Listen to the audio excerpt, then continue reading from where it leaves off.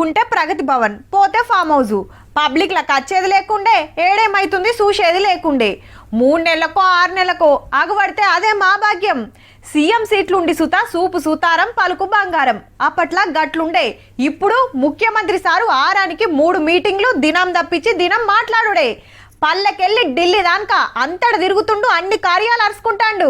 ఇయాల ఇగో గిది నాగర్ కర్నూలు జిల్లా జట్టప్రోలుల యంగ్ ఇండియా ఇంటిగ్రేటెడ్ స్కూల్ బంగ్లాకు శంకుస్థాపన చేసిండు సీఎం రేవంత్ రెడ్డి సారు.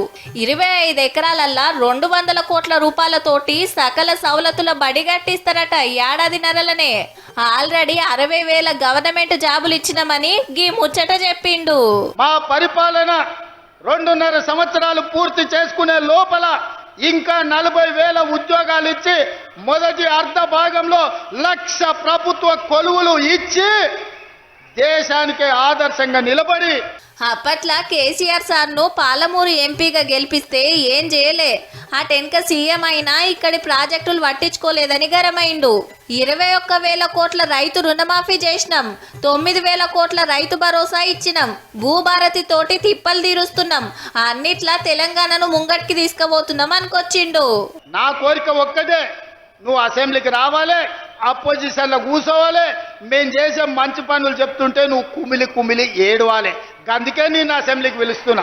మహిళా సంఘాలకు 334 కోట్ల రూపాయల చెక్కులు వంచిండ్రు మిత్తి లేని లోన్ల కింద.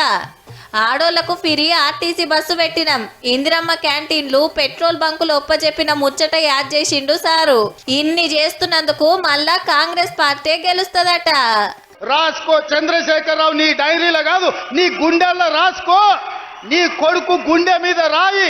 2034 వరకు ఈ సోదరుడు పాలమూరు బిడ్డ తెలంగాణకు ముఖ్యమంత్రిగా ఉంటాడు. తెలంగాణకు నీళ్లు రాకుండా చేసే ప్రాజెక్టులు ఆపాలని పక్క రాష్ట్ర సీఎం గారిని కోరిండు. గిట్లా చంద్రబాబు నాయుడు గారికి విజ్ఞప్తి చేస్తున్నా, రాయలసీమ లిఫ్ట్ ఇరిగేషన్ 3 టీఎంసీలు రోజుకు తరలించే ప్రాజెక్టును మీరు రద్దు చేసి మీ ఉదారత్వం ప్రదర్శించండి. మా విజ్ఞప్తులను మీరు వినకపోతే పోరాటం ఎట్లా చేయాలనో పాలమూరుకు తెలుసు.